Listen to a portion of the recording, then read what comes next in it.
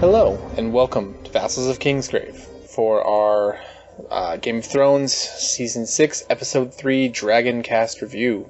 I'll be your host for the evening, Adam, also known as drownedsnow on the Podcast of Ice and Fire forums, and with me tonight we have... This is Matt, Varley on the forums. This is Greg, claudiusthefool on the forums. This is Casey, Blue-Eyed Queen on the forums. This is Katie, LadyGriffin on the forums. This is Paul, and my forum name is Plight. This is Small Paul, SerDinnerRoll on the forums. This is Jeff 14 on the forums. And so there you have it. We might be joined by one or two more vassals as the night goes on. Let's just jump right into it. And this episode was called Oathbreaker / The Tower of No Joy. So let's get into the lemon cake ratings. Matt?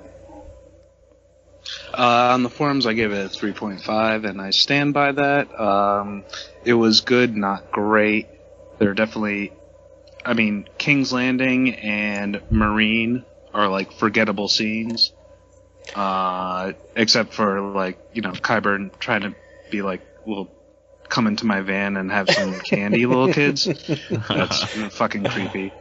Tower of Joy was really good, but, you know, gave a little bit of blue balls because, you know, we didn't see what happened actually in the tower, and also we're missing, you know, 7 versus 3. Like, was it too much? So, yeah.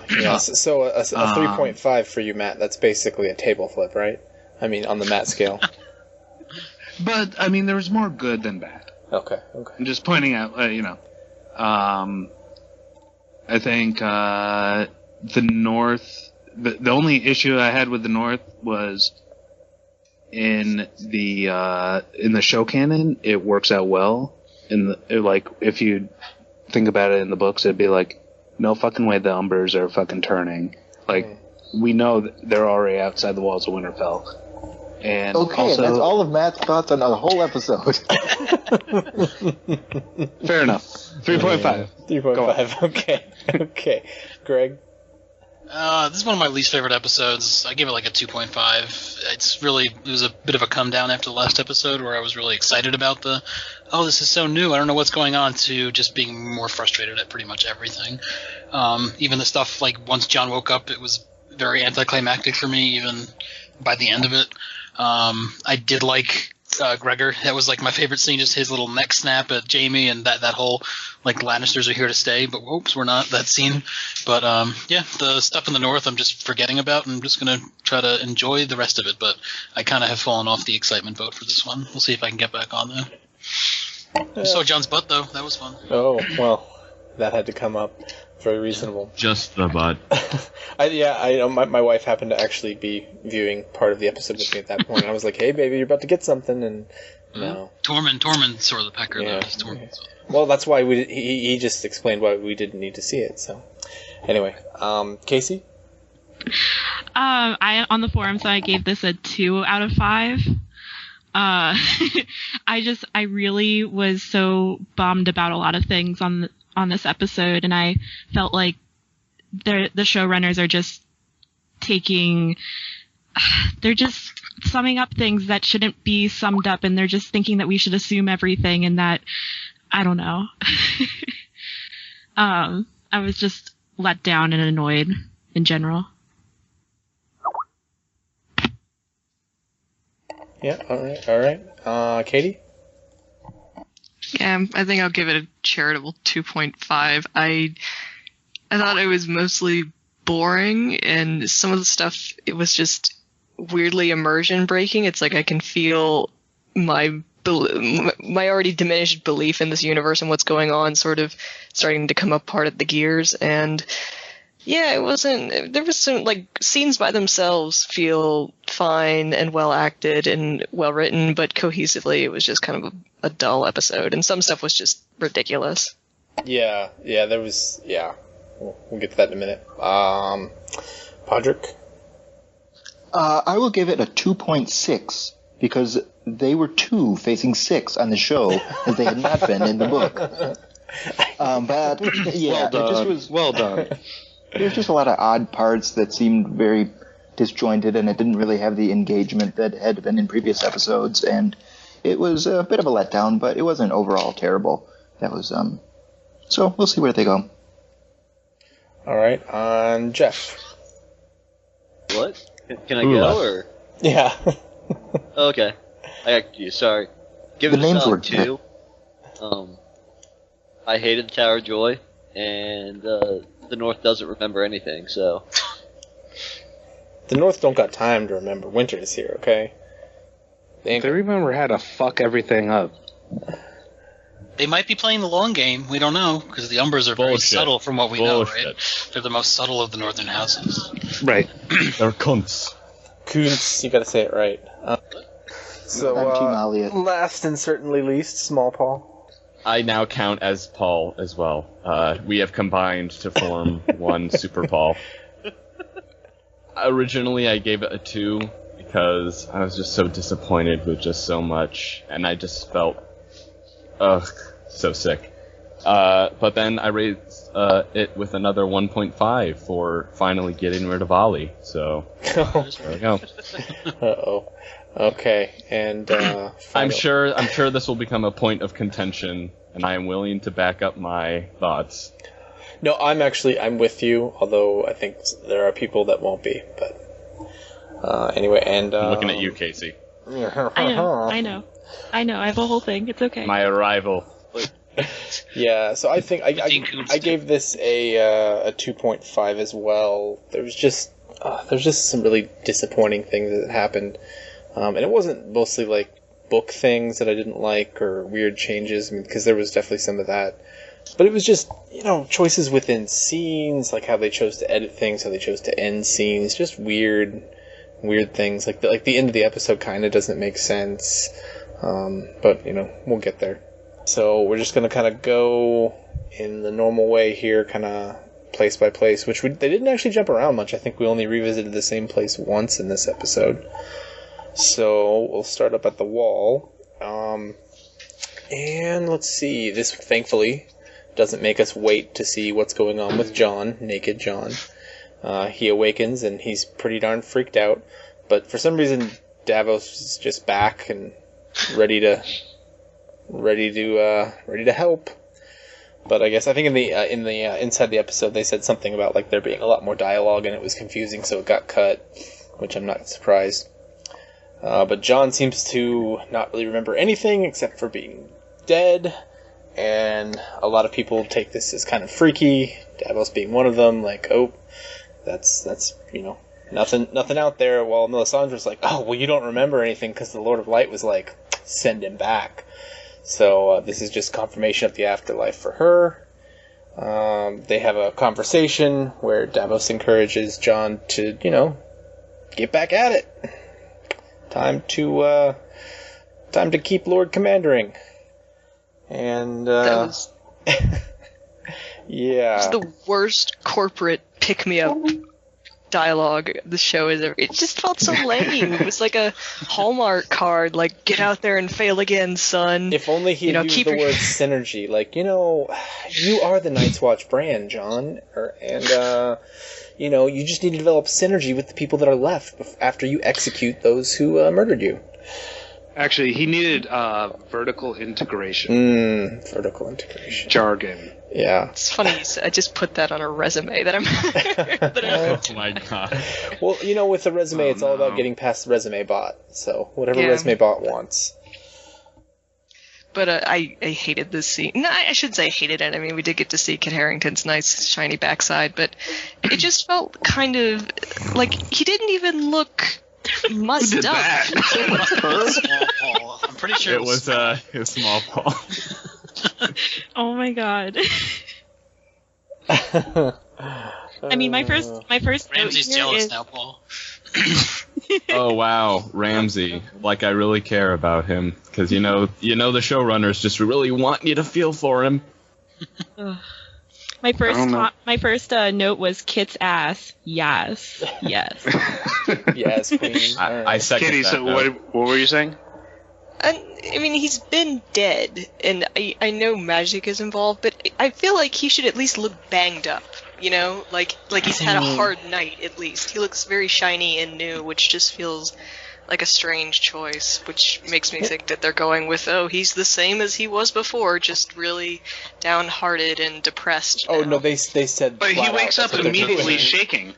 He's got a cut on his face, Katie. Well, He's got a cut on did his you not face. notice? He's got like like a bunch of cuts No. on his Hold on, There's like hold on. stab wounds all over his chest. yeah. He should be bruised and just look like a corpse, but freshly animated. I mean, he should look terrible, but he doesn't. He looks fine. This isn't Well, like we he was- expect. Maybe if he was going to be, resurrected, an hour later or something. The body's, kind of still warm. This is we're talking 24 to At least 48 2 days, 2 or hours, 3 right? days. Yeah. So Well, Get the makeup department in there, make him look haggard. It just it made it really hard for me to buy that he had just come back from the dead. now, I guess is are what you I'm thinking saying. that Yeah. his face didn't look haggard enough, or his body in this, or just in general? I don't know, I'm thinking he could have been paler or more, if they had done more with the makeup and just made him actually look He was blue. the people who've been pulled out of a frozen river or something, they don't look that great when you Well, like when you Sansa in break- the first episode. I guess, just like someone who had been resuscitated from a traumatic event. He looks fresh. was his Yeah, ass too chiseled for a dead guy? That So fresh and no so one- clean. None of the conspirators stabbed his ass, so that got away. Well, I felt that I was. Oh no, I saw a crack in it. Not. But All right, you were saying, Casey. Oh my god. No, I was just annoyed that John was the same too. He wasn't even mentally changed. There was nothing different about him until maybe the very end of the episode. But I was annoyed as well. Yeah. But did we get enough insight into how he actually is, besides getting revenge against the people that stabbed him? Yeah, it seemed weird that he was just there was nothing, it was just darkness. It's very It should have been measured. my consciousness was in Ghost or something along those lines, or I've seen something, or there something changed, but it was just lights out, now I'm back. Nothing happened in between. Now, do we think that's a case of, well, they don't have the books to read and they just don't know, so they're like, he's gone and he's back? Or... I think they could have what- easily done the whole ghost thing, because that's what a lot of people think is going to happen. But And it then would if have been that's weird not just to it, drop it in there. yeah. I don't think they're worried about being wrong in 10 years when the series is over. Being like, oh, well, we got that wrong. Whoops. If we're lucky, 10 years. Yeah, that's true. It's coming out this year, guys. Jeez, come on. I just think about Says the bookstore guy. We got it. I check Random House every day, and it's not there yet. Don't worry. Those fucking book owners. Oh boy. Alright, you were saying something, The Katie? book owner. Sorry. No, I was just thinking of Reservoir Dogs when that one guy gets shot in the gut, and for the rest of the film, he's just pale and shrill and shaky, and I don't know. I wanted to John. He comes out and he just leans on the balcony, and he looks just fine. He should be shaky and just be holy fucking shit! Somebody help me walk through this crowd. And he was so Davos? oddly posed, I think the issue... on the fucking table. The real issue is I was prepared to be okay with that. He got up and he was like, oh, things hurt and I'm alive, and he was kind of out of sorts, and then they were showing his wounds, and I was kind of prepared for, oh, the wounds just magically start healing up or something, and then we can go, okay, maybe he's not going to be out of it so much, but that didn't happen, so yeah, I kind of expected that people would maybe be carrying him around for a day or two, or he took the Miracle Max pill. It takes a while to work, that sort Yeah, of but to thing. be Only fair, they mostly did dead. keep. It was kind of the same as what they did with Barrett, because when she was talking to Right, Barrett, he got didn't cut didn't almost in half. No, but didn't he say something when she asked him, "What did you see?" He was like, "There's nothing. It's only darkness." So at least they're staying. With Oh that. yes, that for sure. But even Barrack, after getting almost cut in half, gets up and is Yeah. coherent and is okay. Yeah. But I mean, Yeah, he's the also Barrack came back 10 resurrection was times. also. but we don't super see it. lame. We don't see Barrack. But clearly it's oh, his body's stitching itself together or whatever, and we can just say, okay, fine. It's just with John, we see the whole body, so we should see oh, the wounds are just gone, or something. Well, no, because Barrack's still missing an eye and has a half caved in skull and ligature marks around his neck where he was hung, and I don't think the actual physical trauma escapes him. It's just he gets life back. Well, in the show anyway, it does. Well, in the books too. And I'm talking about Barrack this time. Yeah. You know, like, they're talking about, like, how fucking ugly he is. Like, he has, like, a pucker mark where, like, a spear went through his, like, torso. Like, where his, like, head was caved in, like, and he just comes back and he's like, well, I can't remember stuff sometimes. Apparently pucker, when you say pucker mark is one of my trigger words now, because I got really uncomfortable when you said that. Oh no, God. Pucker up. I don't even want to know why that's a trigger word. Pucker mark. I didn't even know, is that a word? It sounds like a Dickens character. Oh, the pucker mark. Okay. So, what else do we... Book reader. Do we have anything else to say about this scene, or... I mean, I think that's... Do you think last week Tormund snuck a covert peek under the washcloth there to get a look at the goods, or that was just not in the scene? Maybe he was feeling a little self-conscious, and then he just lifted it up, but shrinkage. Yeah, it's cold up there, guys. He was like, I have to know. No blood flowing there. Well, you know, it's the first thing to go when you die, right? No, not according to the six. I wouldn't know. Haven't been That there Shade yet. Under episode where the guy got a hard on when he died. I remember that. Hey, where's that one always stuck with me. Where's the scene where Jon emptied his bowels? I mean, you know, unrealistic. Depends on when his last meal was. You don't always shit your pants when you die. Just most of the time. Okay, let's move on here. All right, we move on to Sam and Gilly on a boat. That's really the Isn't the next scene the Tower of Joy? Before that? No. Not pink mask before what the F Tower. Hey, Paul, are you hosting this? Come on. Nope, sorry. No more interruptions. Son, there are notes for this shit, okay? But yeah, they're not very good notes. But yeah, this was the next scene. There wasn't a lot to it.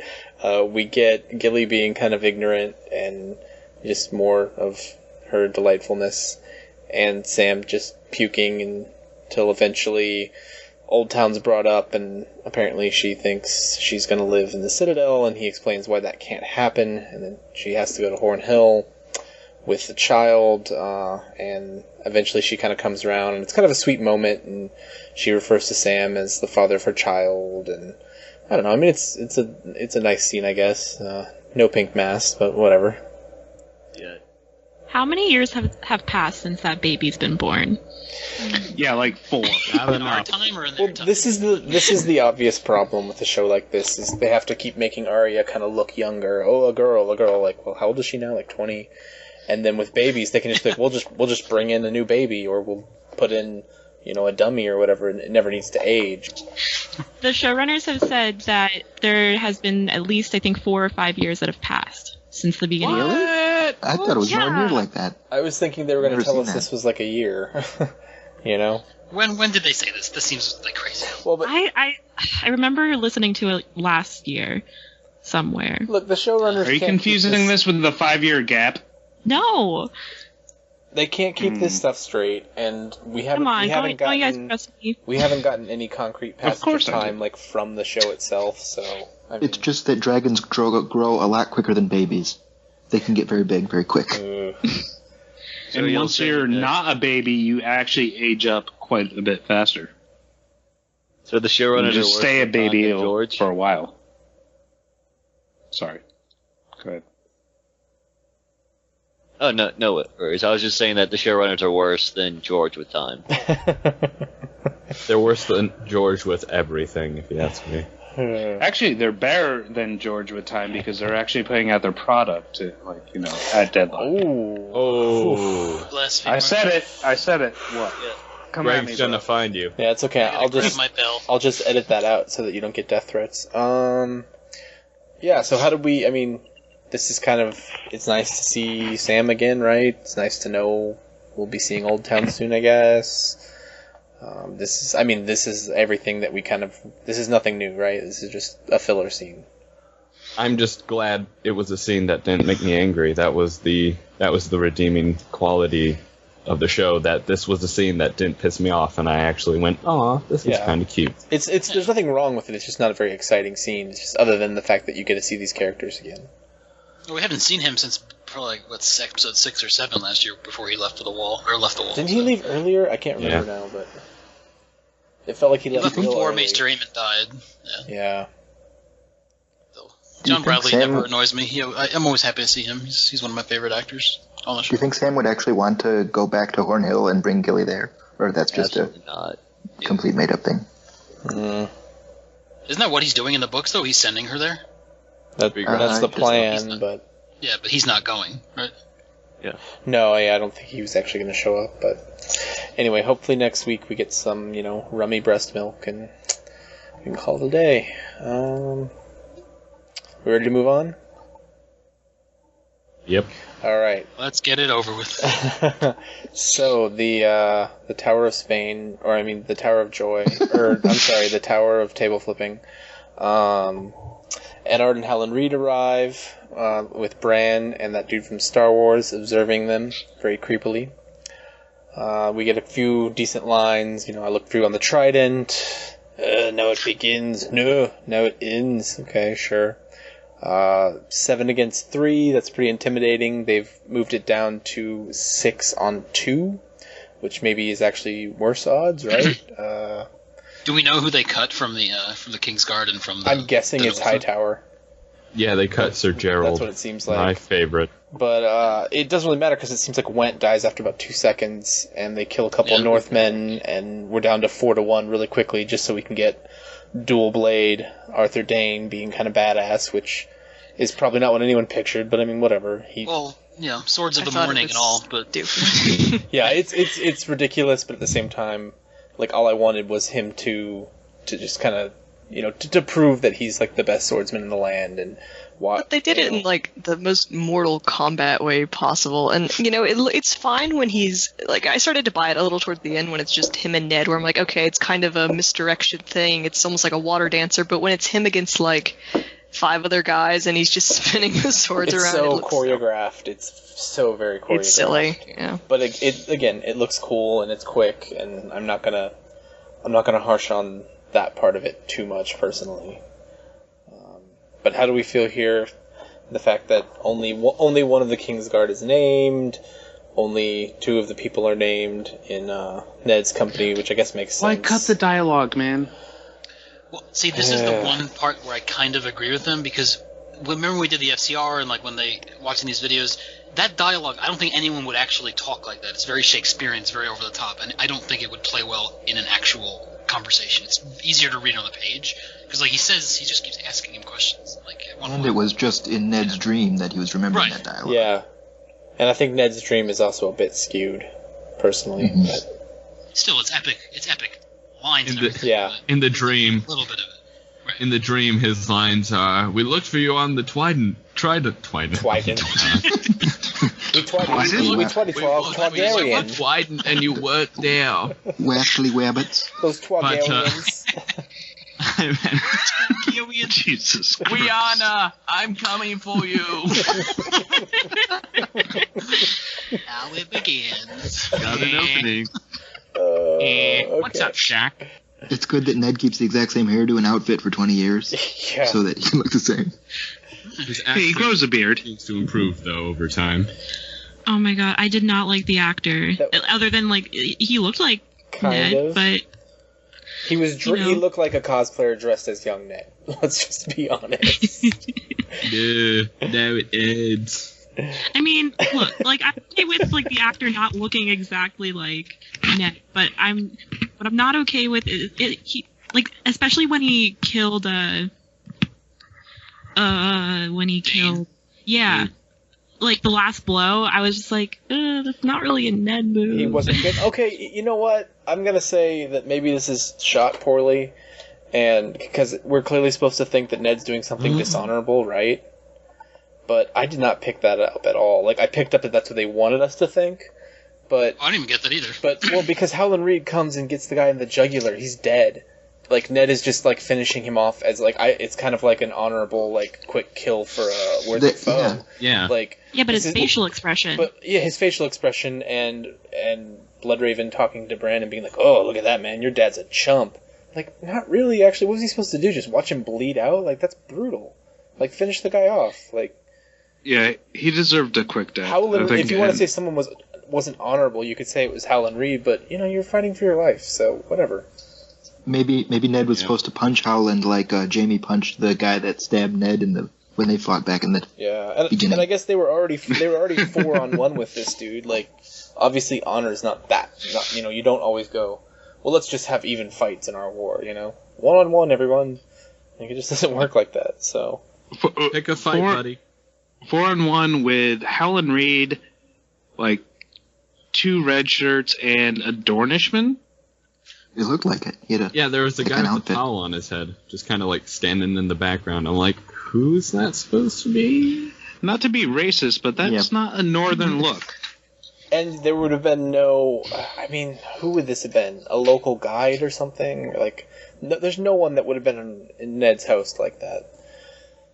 But let's... so let's just... They say who's in his house. Yeah, as I say, let's recap real quick. So who... in the books, but not in the who was on the show. Yeah, it doesn't matter in the show, but it was all northern people. In the book, it was Howland Reed, William Dustin.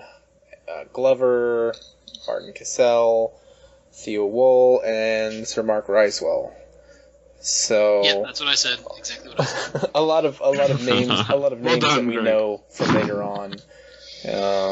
Lady Dustin, etc., etc. So, but all of none of these were anyone significant, right? Like, other than Howland Reed, these were just people riding with him. Yeah, I'm shocked that they included Howland Reed. I was trying to look at like the insignia on their shields, but as far as I could tell, there was no stallion or anything on any of these. Yeah, they've kind of the heraldry, unless it's one of the big houses, they've kind of just dumped that. Yeah. They just give them the obvious Northman, Monty Python helmet, so you know they're Northman. Yeah, that's that Northman look. Arthur Dane, was he not Dornish enough? Yeah, he didn't look Dornish. Which sword was freaking Sword of the Morning? The one in his right hand that he held out. He's got one epic sword and one shitty sword. Kind of, yeah. 2 shitty swords. It was the lamest Dawn sword we've ever seen. Yeah. Though the Danes aren't supposed to really look Dornish, because they're one of the rocky Dornishmen. Look Targaryen a little. Yeah, silver hair. I was thinking blonde hair, but what about Went getting stabbed through the neck by Ned? Rough. Yeah, like, they clearly just, like, Arthur Dane was their whole, that was it. We just want to have a quick, badass scene with Arthur Dane, and let's get rid of this other guy who we're not going to name. I feel like Went showed up by accident. Yeah. And they had originally said, all right, we're just gonna have Arthur Dane fight these guys. No Gerald Hightower, no Went. He's Targaryen.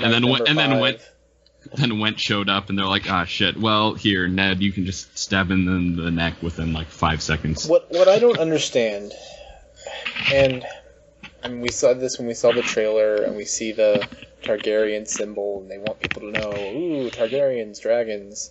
They want that to be in everyone's head, which they could have, they could have put a flag up or something. Bong is here. For 5 seasons now, we've been seeing those kind of golden Lannister-looking kind of armors with white inlay and the white cloaks, right? Could you have not done something like that? Like, everyone would have gotten what that was. Even just a white cloak. Yeah. It's hot in Dorne. I thought they were wearing white cloaks. The plate armor's not hot though, right? It's completely cool. I thought I saw a white cloak on one of them as well. At the beginning. I just could have done without Bran saying he stabbed him in the back as he gets stabbed in the back. Yeah. but why is that considered he's better than my father? Yeah. I mean, to be fair, Howland Reed had already been stabbed, right? And then he came back and he killed the guy who stabbed him. I mean, was he supposed to present himself, bow, and then throw his knife in his face? Like, he took his chance. Excuse me, sir, I have a retort. Yeah. He turns around. That's the issue right there is, I mean, Ned wasn't the one that did that, and Ned's a little bitch. Like, what? No. Like, he didn't do that. I just always envisioned, just Dane gets, small slashes across the arms and, the legs, and slowly just wears down, and maybe one of the slashes was, poisonous, and, he slowly gets weaker, and then finally Ned delivers the final blow or something, not just this flurry of activity and then just getting stabbed through the neck. I liked it. Yeah. I like that part. As much as I derided the fight, I do like that it felt very sad. It's this guy who's so awesome, and so legendary, but he can be taken down just as easily as anybody by a cheap shot, if nothing else. Yeah, it's very much like what was the Stark's head of like security, Jory. Yeah. Yeah. Like he was by all rights a good fighter, and he just got taken down. That was brutal. And you'd even forgotten his name. It was so long ago, Matt. Well, in the show, in the books, he was killed by Lannister guardsmen because Jaime Lannister just left. Yeah. Does anybody watch Black Sails? Yes. I watched half did you the recognize first Arthur Dayne? season. Oh. Arthur Dayne the pirate? What? Oh, yes. The guy that played Arthur isn't he like the governor? Was Rogers, the main governor guy of the last season. That's right. So they got an actual actor to play a role for just a couple of minutes and then be dead. What about, that's interesting. I don't know why I didn't recognize him in the scene, I guess because we only saw his face for a second, but... And he has a different hairdo, I guess. I was like, he looks familiar, and then I was just too focused on what was going on. But what about the line, I wish you... What does he say? I wish you luck in the wars to come? Yep. Throwback. Why not have that dialogue? Oh. Like, just give us that, like, little bit. Why not do the entire dialogue? I don't understand. Are you saying D&D aren't being generous to book readers? I'm sorry. They mentioned sir. the Mandarins this season. You should be happy with that, man. That's what you get. Yeah. Hey, remember the Umbers? Yeah, because most people didn't. What about next week when the Manderleys pledge to Ramsay? But that's when I stopped. Oh, jeez, stop it. We get Lord Wyman. I have a gift for you. I went to Braavos and captured Arya Stark. Here you go. And Davos. No. It's just gonna be John's head on a platter. What? This doesn't make sense. Manderley, bitch. we just raised him back from the dead. Oh, but what about He's gonna be baked into a pie. I don't think we're ever gonna get the meat's a bit bad. Well, the Freys are gonna show up at some point, so we're gonna have some. Maybe they're mentioning the Manderleys only because they're gonna bring them in with the Freys. Possibly. Oh my god, if they team up the Manderleys and the Freys against the Boltons, I swear to god. Oh shit. I mean, what the But so all tables will be flipped. In the show, Small John is still alive, right? That is Small John talking. No. Who said Small John was so much? Small John was taken prisoner. Oh no, was killed at the Red Wedding. He was taken at the Red Wedding. Great John is still held prisoner. But this Umber said like his father sucked ass, and what could be crow's food or Horsebane? I was trying to figure out if it's Horsebane, and they call him Horsebane. I'm good. Everyone's older. Yeah. Horsebane is like 90. But they call him Lord. They call him Lord Umber. And we're just kind of ignoring the fact that... Yeah, they do call him... It doesn't matter. There could be 12 other Umbers in the show. It's just Umber. It's just an Umber. That's all. No, I know, but I mean, we're ignoring the fact that, like, if Great John's alive, then... I don't know. Yeah, we haven't seen him since, season 1. He would technically still be Lord Umber. Yeah. You don't even know he was at the Red Wedding in the show. Hey, Casey, anything? No. What? Sorry, I wasn't paying attention. Yeah, we were talking about boring Umber stuff. Okay. How fine, dare you? Are we? I guess we're done with the Tower of Joy portion of this. I found the white cloaks, though. Hold on a second. Oh, wait. They said that, what's his name? Bloodraven was 1,000 years old. Yeah, that's what we were getting back to, is once he gets pulled back to reality, right as we're about to see what we were all, like, hoping to finally actually see in this episode. Whatever. And let's see, what were the highlights of that? Bran tells Bloodraven, or I'm sorry, the three-eyed crow. No. I'm sorry, the three-eyed raven tells Lord Santeca. Yeah, Lord Santeca tells Bran that, Proto, don't even worry. You're not going to become one with the tree net like me. I screwed up. And you're going to get out of here. That's why I keep pulling you out before you get too addicted. He's basically saying, like, the werenet is a hell of a drug, and stay out of it. I've been here for 1,000 years for some reason, which is kind of shocking. And so that's... I don't know why such specific details like that? I mean, why are they just saying that he's been there for 1,000 years to say, hey, we're not gonna mention Bloodraven to anyone that's wanting any of that, which we already kind of expected. Brand just one more bump, just a little bit more. Come on, man. Just one more memory. Yeah. Come on, man. Yeah, Come just on. a hit of that sweet, sweet vine. My teeth are a little gritty. Oh. But I mean, those are two kind of specific things that we get that I don't know if we necessarily needed to get at all or right now. Like, we didn't, like, who cares if he's 1,000 years old or 100 years old? Like, I don't know. And why is he telling him, like, hey, you're about to leave here. We got some more stuff to do and then you can leave. I mean, like, the 1,000-year line just sounds like it's just, like, from any, like, generic fantasy novel where you find, like, this old man in a cave, and of course he says, I've been here 1,000 years! Well, that's a bumper. Well, but you know what? We got a ways to go, Matt. We got a ways to go. To him, maybe he's been surfing the net so long that, you get lost in there for 10 minutes, it feels like an hour sort of thing. So, I mean, I don't know. It's also another giant fuck you to book readers. That's what I was mostly... Yeah. But it's just like they put in little things like that where why not stick with I've been here for a long time, or 100 years or whatever. Why not stick with that? It seems like specifically inserted to be kind of like, yeah, go screw you. I mean, especially when you think like Bran is acting as all the book readers. Like, really? You couldn't just hold on for another 20 seconds? Yeah. Show us the scene. And he didn't physically get pulled away this time, right? He just got disconnected. No, he did. Like, Yeah, the guy There's a problem with his router. put his hand on his shoulder or whatever. Yeah. Jumped Which in front of apparently him. is like, come back.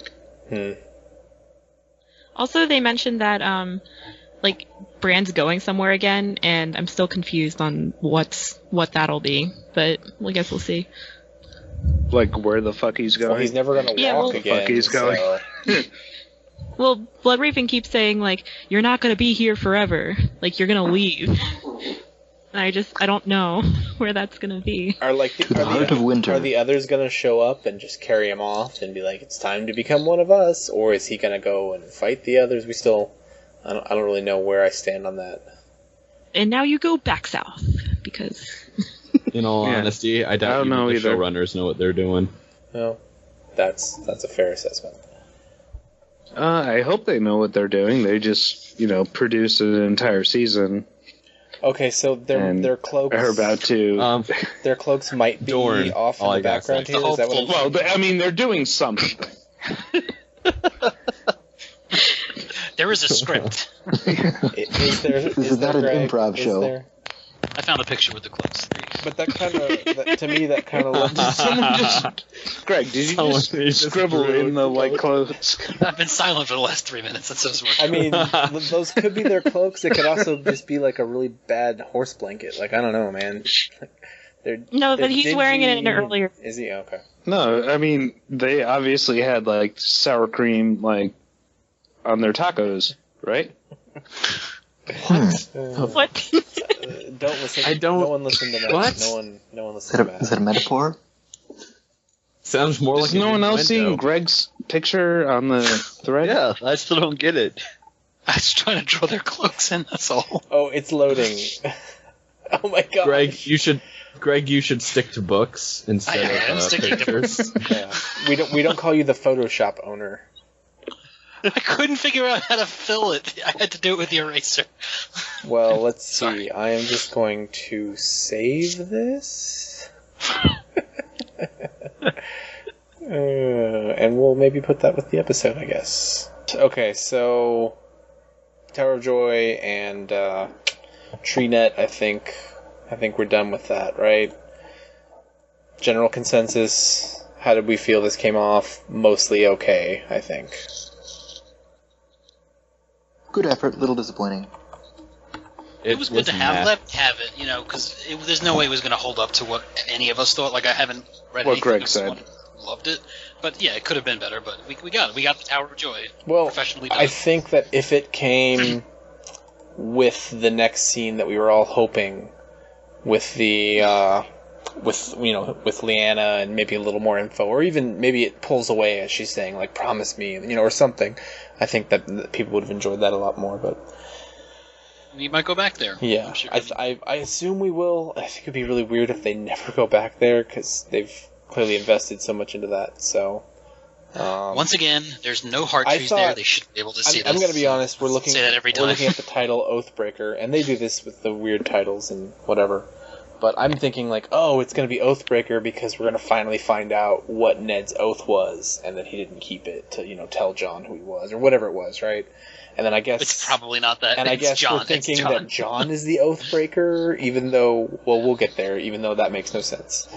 So let's move on to Dany. And she arrives in Vaes Dothrak. She's taken before the Dosh Khaleen. It's explained that, you really should have come straight first, and that she's committed the sin of being a woman with an army, and that's just not really allowed. She's breached Dothraki law, but I don't think they have lawyers, so I'm not really sure how this is going to go. I don't think they have lawyers either. I'm pretty sure they Yeah, it's like I'll pass on this one because I think call Epstein Esquire or something like that. Anyway, of course they're. It's Call Goldberg. What do you say? Call Cochrane. Have you fallen off your horse? It's Call Goldberg. We'll get your money for you. I settle all kinds of. Well, they gotta have something to negotiate the price when they hold a city hostage, right? And contracts and all that.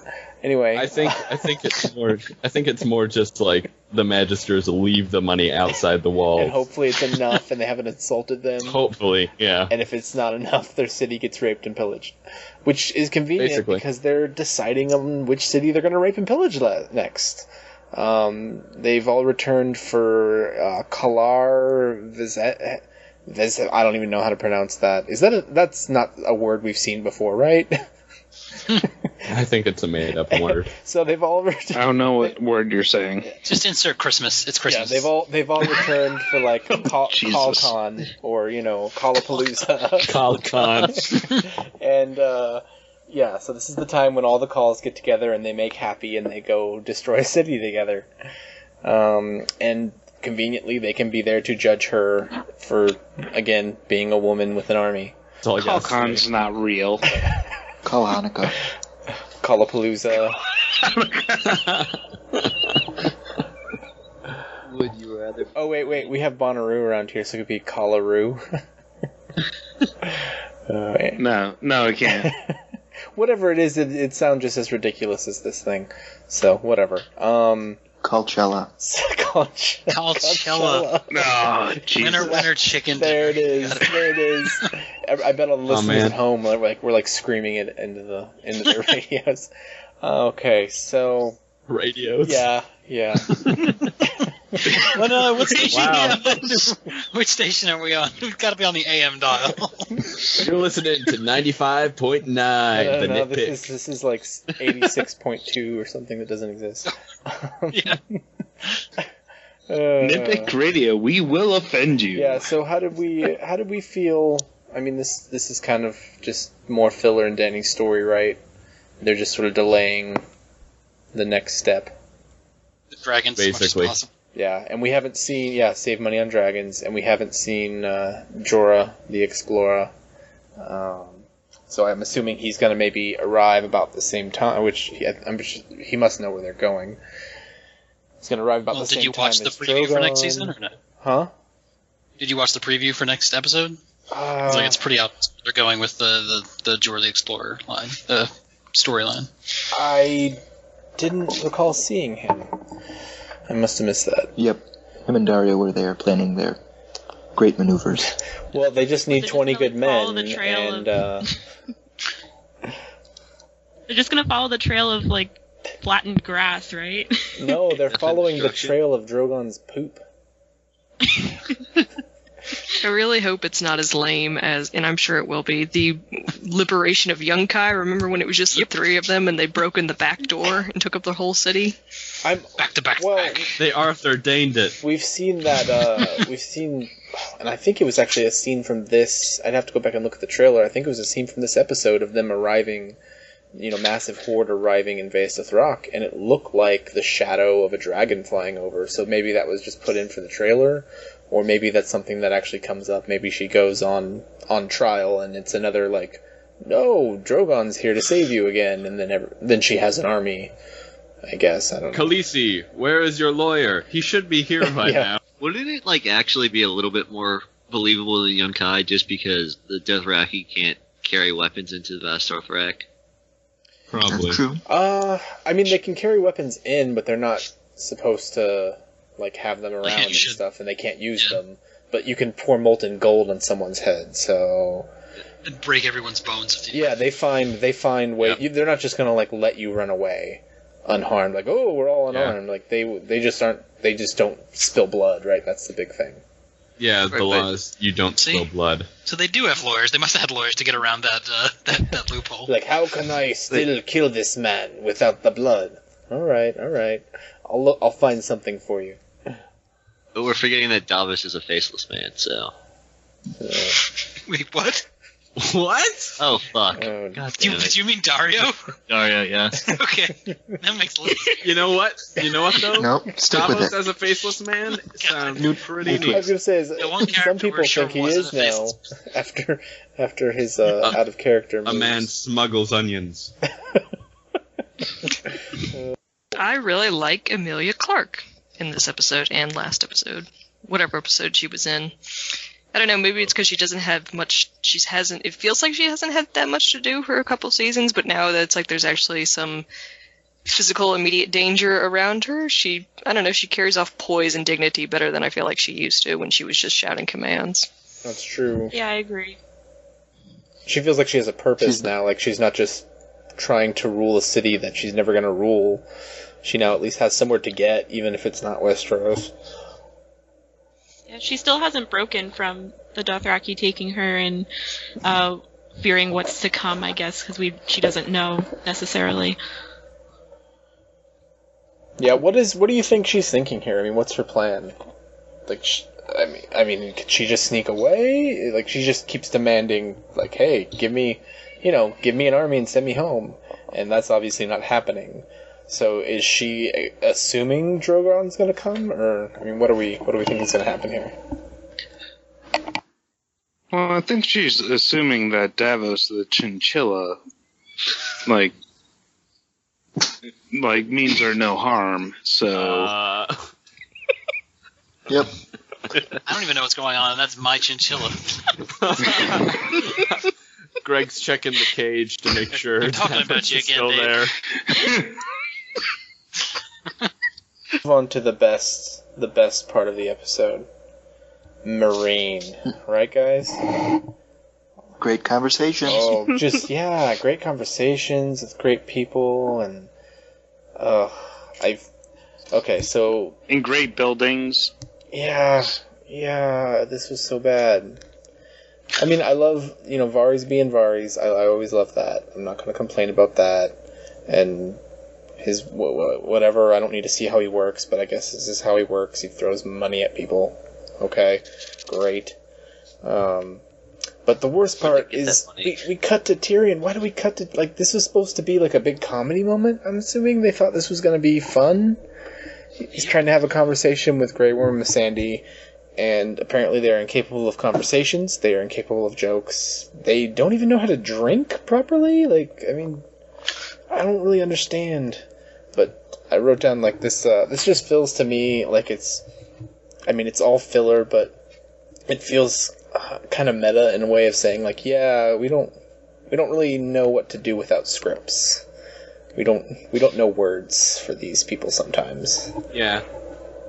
We mostly everything good before we got from George, and this is what we do in our spare time. Well, I don't want to. It just feels like we haven't gotten any real character beats from Tyrion in a long time. He's there to make jokes and drink. I mean, last episode, I guess, with the dragons, that was like the first time I could remember maybe in over a season where it's felt like he's had something something to cut his teeth on. Here, it's like, I guess they're trying to do the indirect characterization of, oh yeah, these two people were slaves and they don't have the same life experience that Tyrion has, but it's not, like, it's nothing revelatory. It doesn't tell us anything that we don't know, and it's not interesting. Yeah, I mean, it would have been more interesting if they started playing the drinking game and they started drinking and we cut, it's been an hour later, they're still waiting for Varys, and then, they're both of them are a little tipsy or something, or you could have done something. I mean, I don't know. Real quick, I don't want to shit on the writers too much. Like, I know we do a lot of that, but early... What? No. Yeah, but... It's well deserved. We don't do that a lot. But the early seasons especially... I am encouraged them to write. There were a lot of things that we'd come across and we're like, wow, that's so great. Okay, that was a line in the books. But there was also a lot of stuff that was off-screen in the books that they handled extremely well. The dialogue was great, and I mean, a lot of that's due to the actors as well, but in the early seasons they did a great job, and it seems like now they are just not putting in the same effort. Like, I don't know. Yeah, it makes sense that these characters wouldn't exactly communicate well, and there would be some awkwardness, but it seemed, just like you were saying, way too on the nose, and Tyrion is just like quoting what the writers would say about, what shall we talk about to pass the time? What should we think about? Try this, try that. And they really have nothing to do. It just twiddle their thumbs and wait. And so that's what we end up doing. It could be fun and revealing, but it just doesn't work out that way. And I guess part of it is, like, we don't really know what Tyrion's character arc is at this point. He was kind of brought here against his will, and now he's resigned himself for some reason to help Dany out. And now that she's gone... Like, I feel like we actually need a character beat that tells us how is he feeling right now? Because just having him doing things because he has to is not engaging. Yeah, and I think the big part that a lot of people are complaining about right now and lately is that characters aren't around each other anymore on the show, so it's really hard to get those good interactions. And we get Tyrion showing up with Varys, and all of a sudden, you could get a bunch of characters together, but no, like Dario goes away, Dany's not there, Jorah, Barristan, like all these people that we thought would have been really cool interactions and maybe getting some backstory and conversations, they're dead or gone. Also, they're the only three characters that they can show in Meereen. They could have had some, I guess this was a small council meeting, but they could have done so much more, and instead they waste their time doing this. But everyone just wants Dany to get back there, and there's something to happen with the dragons. Yeah, and I mean, Dinklage has to get paid, so... And the whole stuff with the Sons of the Harpy, I don't get how that's a big reveal that the Sons of the Harpy have a leader. It doesn't matter who it is, we all assume that, unless it's Dario, then it's interesting, yeah, but otherwise it's what do we assume it is? No one cares anymore. They just want you to come back and leave, and everyone will be happy. Just cut that out. So y'all are saying that if the showrunners actually paid attention and planned in advance and didn't kill off people and developed Missandei 3 seasons ago, it might actually help? We're not complaining about the writers anymore, Jeff. Yeah, we're being nicer. Jeez, Jeff. Alright, I'll go in my corner. We'll call you when it's good. I mean, the drinking game, it's a cliche, but it's a good cliche, and it can actually, bring out some really good background. But no, I guess we're not going to do that. Yeah, exactly. That could have been fun, but I know Missandei and Grey Worm say they don't drink, but was anybody else when he asked Grey Worm what he likes to talk about, he says Patron. So it seems like he wanted some tequila. Oh my god. Who doesn't? Oh boy. Yeah, but I mean, people say they don't drink, but it wasn't either of them, they don't drink because they've been slaves, so it wasn't I don't drink because I don't believe in it, or our culture doesn't touch that. It was just sort of, I always drink water, that's all I've ever had. It should have been here, I'm gonna shove this down your throat, we're gonna have some fun moment, but whatever. Let's move. Also, people, didn't they drink, the drink of bravery, or whatever that fucking, just dulled their senses. Yeah, that'd be a fun night. Also, I know this is, not a historical show by any means, but obviously drawing on Middle Ages, didn't most people drink ale and wine instead of water anyway because the water was so gross? Yeah, water was shit. Oh, dang it. Okay, let's move on to King's Landing, and maybe we'll get into something more jovial. Let's see. Qyburn, he's got the little birds, which are little kids who speak, apparently. And they just love candy, and they're just all about the candy. And Robert Strong appears, but we just call him Gregor because that's too confusing. Let's just keep calling him Gregor. And Cersei's like, excellent. To be clear, how did they introduce him when he showed her, when we saw him the first time? Didn't he say Robert Strong, or did he say the newest member of the King's Guard? Fairly positive that they said something about Strong, but Yeah, I think Robert Strong. He was Robert Strong, and now everyone knows he's Gregor, and we'll call him Gregor, and it's... Well, it should be obvious to anyone in the Red Keep. I'm okay with that. Like, you know, like when Umbers showed up and he's like, "Hey, you killed your dad, right?" You know, like, you know, that's okay. But yeah, like, I don't know. It's just, it feels like it's more for the people watching than the people in the room in the scene. So. I mean, Arya gets reminded of the Hound. Get hype. Yeah, I feel like that was for the watchers, and I really hope that's going to happen. So, yeah. So, Uncle Qyburn and his creepy van full of candy.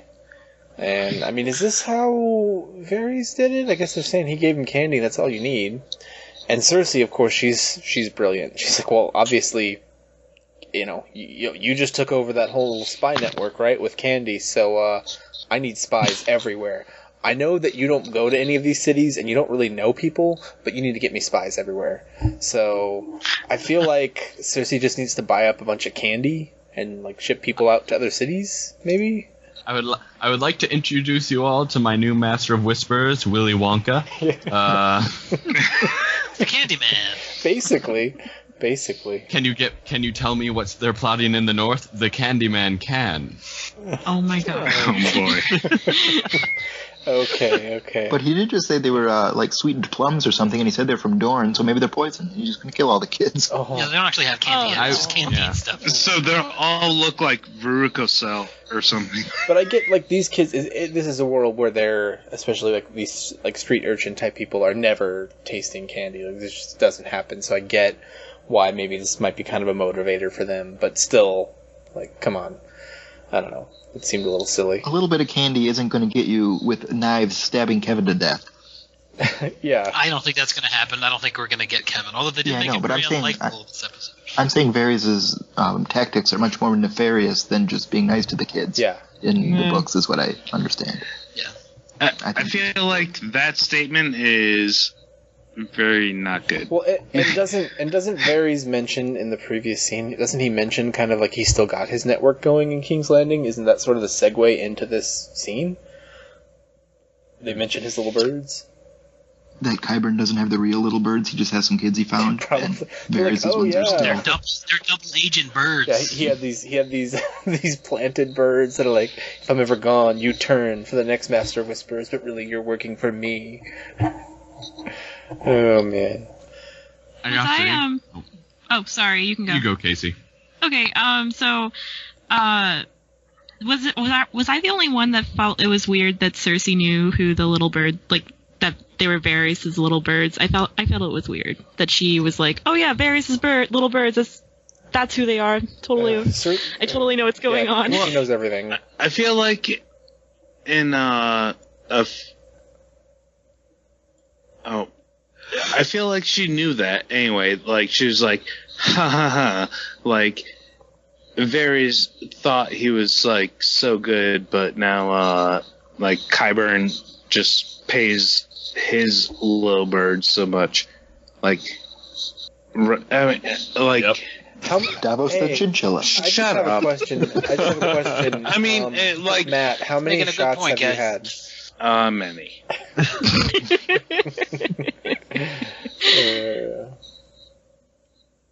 You're saying in the books that you think Cersei did know about it, and she was... Or didn't know about it. I don't think she did in the books, right? Because they have such a hard time building the spy network. I don't think in the book she's like going off the deep end. They have no idea. She's not even there yet in the show. Yeah. Yeah, No, she but still in thinks that she Feast- has power. Yeah. In Feast, she's like realizing that like Varys wasn't like a spy master. Like all he had to do was sell his little birds, and that's why Qyburn got all his little birds.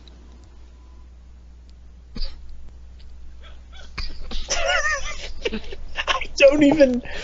Yes. Okay. Yes, it is true. Let's move on. Thank you. Let's move on to the awkwardest small council ever, but also this is like my favorite scene of the episode. Yeah, me too. So Brilliant scene of the episode. So Cersei walks in with, and the only part that's maybe a little weird here is Jaime is just kind of rolling with Gregor and is just all about this. Although, like, I mean, he's great in the scene every time. End of the scene previous when he's like, "What do we call him? Does he know what's going on?" And he kind of gives him that little nod of the head, and it's great. And then Grandmaster Pycelle is explaining how we really need to just kill that abomination right as he walks in the room. And I don't know if he farts or he shits his pants. He It's toots. one He of the definitely two. toots. It seems like a definite nod to that bad lip reading video that was on there that he was always farting all the time. This is great. That's like two lemon cakes for the episode. Just that right there. I hope we never see him with his helmet off, because like every time I look at his eyes, I just can't. Like I want to know, and no matter what's under there, it's not going to be. It's going to like be the Tower of Joy. No matter how good I think it is, it's not going to be as good underneath that mask as it actually is. I'm hoping if he gets taken out, it's like his face is demolished or something, and so you But can't. his skin is like blue. It's like, what is it? Either he's just dead, like mortified flesh, like, or what happened? Like, why is it blue or purple? It's weird. Do you think that maybe all that armor is holding him together? Oh, I hope so. Just pull out one screw and he Pull the falls string and he apart. falls apart. Well, I mean, they haven't. I hope they play this up a little bit in the books, and I guess or in the show, this would have been a chance for them to mention, like, like he doesn't seem to sleep, he doesn't ever take off his armor, this is definitely some not normal stuff going on, other than the fact that he's back from the dead. Yeah, they all know he died and came back. Or doesn't have a head, or has someone else's head, or who knows? Nice seeing Kevin Lannister in charge. This is like the first time we've seen him in the actually wearing the pin, right? Wearing the exists, right? Yeah. No, I think he was wearing when Cersei came back from her walk. Wasn't he wearing the he hand was. thing? Yeah. First time in action, though. Actually, And I think that was the last time we saw him. That was like episode 9 of last year, I think. So It also, yeah. sorry. It also seems to be kind of reflecting that one scene where, is it Tyrion who drags the chair around the table when he barges into the small council room? Yeah. And Jaime and Cersei, they want to be as clever as Tyrion, maybe even just subconsciously, but they don't have Tywin behind them anymore, but they can't pull it off. They think they're brighter than they actually are. And they got the Queen of Thorns there, sitting opposite them. I just love how like they come in and they're like, "We're staying," and Kevin's like, "Fine, come on, girls, we're leaving." And he's just like, "Out." That was the best though, and they played it totally wrong. They walk in there where there are no guards around, and Jaime asserts that he's supposed to have a seat on the council, which is total bullshit. And even Pycelle is kind of like, it's mostly bullshit, but maybe there's precedence. I just shit myself. Pycelle said in the books, yes, but not in the show. Yeah, and so that was great. But they walked in, like, there was no need for Gregor, right? Like, the room's basically empty of anyone that's threatening. So I mean, I half thought that like they were just gonna kill off the whole small council. Like I didn't know what was gonna happen there. I don't know, Mace Tyrell. That's one sketchy motherfucker. Yeah, I was like, Mace Tyrell can't die yet. He is the prince that is promised. So yeah. I guess he had a successful mission in Braavos. We never saw him since then. And basically, Cersei's plan to just be a dick and sit in on their private meeting doesn't work at all. So good work. I was surprised they didn't like lead with Kevin like saying something about like how you fucked my son, or like trying to like remind the show watchers who he is. Oh yeah, because well, didn't she say uncle? Well, would you want like the opening statement for him to be like, "Well, it turns out Lancel has AIDS, so you might want to get yourself checked out." Jeez. Well, that would be odd. That would be very odd. Okay. Let's move on to Tommen meeting with the High Sparrow, finally, with armed guards, and, you know, being a man for once, right? Well, for about 5 seconds. He demands that his mother get to see Marcella, because you gotta let a mom, you know, see their dead daughter. Like, come on. And he totally gets mentally owned by the High Sparrow. So... yeah, I loved like the kind of subtleness of this, where he's showing up, he's being very aggressive, he's got his guards, the Sparrow, you know, I don't need my men here. He calls his men off. Oh, can I just sit down for a second in the presence of the king? Oh, hey, why don't you just come sit with me? Kind of like he gets them to basically this position where he's sitting as equals with the king, and just kind of telling him what's up, and it's just very, very manipulative. Yeah. The High Sparrow is like textbook persuasiveness and how to maneuver people. Seems like he's just playing them like a instrument. He's got everything in control, it seems. I also felt like Tommen sounded a bit like Joffrey here at one point. And I was like, ooh, he's getting a little angry there. He told us he was going to last episode, so he's sticking with his plan. You know, the craziness shows up at puberty, so. He didn't, you know what? I mean, he just, no Sir Pounce. That's the problem. He needs Sir Pounce to keep him cool. Do you mean his cat or Marjorie? Oh, boy. High Septon's probably the best villain we have currently on the show. I mean, he can make anything sound palatable and grandfatherly and in your best interest, but behind it is probably the most socially the most dangerous threat that we have. I mean, everything else that we have in the show is more of a supernatural looming threat, or just crazy people. But this is more insidious and deeply rooted. Yeah.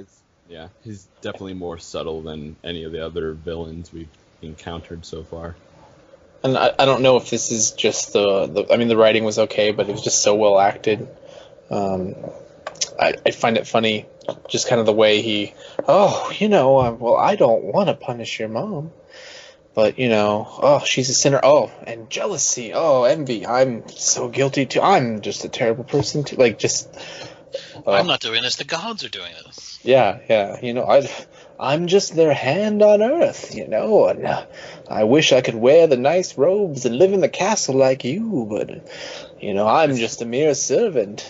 Sound a bit like Bane, just a bit. Or Stephen when you need it. You now have permission to die. There you go. I forget when I said it, but I believe I said something about the High Sparrow converting Tommen and Marjorie over to their side, kind of in a way, and I feel like this is another scene where that is also... I still think that's going to happen. For Marjorie, though? I feel like eventually they're just going to be convinced that that's the only thing that they can do to get Marjorie out and kind of resolve the situation, and I don't know. I feel like that might happen. What do you think, I'm curious, what do you think the side is here? Like what, let's say, we still haven't seen Loras or whatever, but you're trying to get I see what's in it for them. Marjorie wants to get out, and Tommen wants Marjorie back and everything. But what about the High Sparrow? Does he want to move into the Red Keep? I don't know. He doesn't have any power outside of the city right now. Mm-hmm. And inside the city, he really shouldn't have any power, but he has a decent amount of men, and they just can't afford to they can't afford to get into it right now. Well, if he has a certain amount of control over Tommen and Marjorie, then he has a certain amount of control over the entire kingdom, because they're king and queen. Well, isn't the more important idea that Olenna's here, so Olenna will gladly probably trade favors with the High Sparrow to get her granddaughter back. And She doesn't ultimately really destroy care as much. Cersei. Yeah. So I feel like Olenna would be more than willing to help the High Sparrow. Well, they've already got that rapport, that kind of snarky back and forth that they had last season. So at least maybe I think Olenna thinks she can work with him, but I don't know if Well, he'll but actually my problem isn't like whether or not he can get people to consent to something or whether people will give him ground or whatever. My problem is, what does he want? Like, I don't. I mean, they're already the official religion. He's already got a. I mean, it seems like what he wants is kind of the end of this system of the hierarchy and the king and in general. But then it also seems like that's not what he wants. Well, I mean, in short term, if he can get control through Tommen and Marjorie, he can get control to take out all of the other lords of Westeros in a similar fashion and just completely change everything to whatever he wants it to be, whether it be nobody is or everybody's on the same level, or could it just be as simple as anyone who is not following his rules, like they have ultimate authority to kill or do whatever? Yeah. Like the church becomes the police kind of thing. Yeah. Like, nope, the Iron Men don't accept the church. Well, you need to go take down the Iron Men type of thing. Mm-hmm. Yeah. I mean, I don't think we're going to get to that point. I don't think that it's going to really matter, like, what his final end game is, because I don't think we'll see that necessarily. But I feel like that right now, his ultimate, like, the goal right now is to just get on Tommen and Marjorie's side and take over what he can. It's kind of like he wants to be the Pope back when kings and queens had to listen to the Pope and do what he said. Yeah. It sounds like the Sparrow kind of wants it to become more where the faith isn't so much as a puppet for the monarchs as the monarchs are now puppets of the faith. Yeah. Well, it's a true religious rule, where he's, like you said, the olden days. But it's, I don't know, as far as we know, like, was there ever a point of time in Westeros where that was the case? Because it seems like it's always been petty kingdoms, and I mean, going back to like before the faith is relatively new compared to like the kingdoms of Westeros, right? Wasn't that the whole issue with the shit? What was his name? Maker. Yeah, I mean, wasn't it Westeros more or less before the arrival of the Targaryens? Like, yeah, there were kingdoms, but it was also largely a faith-based society or faith-run society. Maybe it wasn't really like faith-run, but like with the Targaryens trying to unite all these petty kingdoms without really giving the faith their fair due. Yeah, it's kind of like Napoleon getting crowned by the Pope, but he was doing it with the crown's blessing. But I don't know, I never felt like the church had much control over what went on in, between Highgarden and, Old Town or anything like that. I don't know. Yeah, and maybe that's just it. He just wants to set himself up as, like, maybe he wants to set up a private little Vatican type state. And also we kind of have the whole Lord of Light thing happening in Westeros now that wasn't there before. So it might just be like, like they need another religious revolution or whatnot. Get rid of the priests and make the Northmen take up the Seven and yada yada yada. Yeah. All right. So do we have anything more to say about this, or are we moving on? I think we're good. All right. I'm going to sit out the whole Braavos discussion because there was nothing to talk about there for me. Oh, Greg. Oh. Greg's tapping out. No, I don't find it interesting at all. A man has no opinion. All right. What else? How else did you think this was going to play out? Training scene, and then level 2. So yeah. So the next scene is in Braavos. What did I skip? I'm sorry. No, I'm just kidding. No. Yeah. So this is exactly what you said. I didn't even write much down. Training montage. That's basically it. Like, she has no name. She keeps saying she has no name. And I guess we're supposed to believe it now, because she drinks the water of death and gets her eyes back. Yeah, it's hard to tell if she could be deceiving them still, and it seems like that would be something she would do, but I don't really know how she's pulling that off. Yeah. Like, in the book, it feels like she's just never going to turn over. Like, I don't know if she's going to necessarily fool them or not, but it seems like she's going to get all the training, and she's never going to fully abandon Arya. I think this was the first time where I really got what they're trying to do to her. I mean, yeah, you could read it as just a training montage where she's getting better at being blind, but also felt like they were trying to get her to disassociate a little just by through sheer repetitive pain. It removes her identity from her in a way that feels oddly like therapeutic. You know, maybe not in Arya's best interest, but for their interest of training her to be a faceless man. But then there's kind of the weird, like, hey, remember that Arya Stark? She had that list. Who was on the list? And then, she's like, who else was on that list? And she's, what name would you like me to say? Kind of felt like, is there someone they're wanting to add to that list, or were they just testing her? I was a little confused there. I thought the waif was trying to draw her anger out of her, make her say, you're on my list, to say that she has this very personalized grudge against her. But that's not what they really, that's what they're testing her, but that's not what they want from her. And so Arya gives the right answer, which is, what do you want me to say? It could be anybody that you want on my list. It's not you. I have no personal grudge or vendetta against you, even though you want me to say that. The only problem there, I guess, was that, because they're talking about Arya's list, and she's supposed to be no one, and she's like, who, and it was kind of like, who would you like me to add to my list? But then you're still supposed to be no one, and I don't know. Yeah, it's hard to judge her sincerity when there's so obviously the right answer that they're looking for. So it's just that she's just giving them what they want to hear to move on to the next thing, or actually internalizing it and taking that on board. It's hard to say. I actually think that she is kind of becoming no one here. Like, the one note I have down for this scene is they literally beat Arya out of her. And I felt like they kind of streamlined the mental change with showing a physical, beating, I guess, which I'm not the biggest fan of, I guess. I don't know, but it was a good scene to show that they're changing her and that the repetitiveness of it is helping her become no one, or at least we think no one. Yeah. I did note though that at the end when Jaqen comes to her, she's kneeling before the heart tree and the old god symbol thing, so that could be still having some tie to her past. I didn't even realize that. That's a good catchball. That's interesting. I like that. That's synergy right there.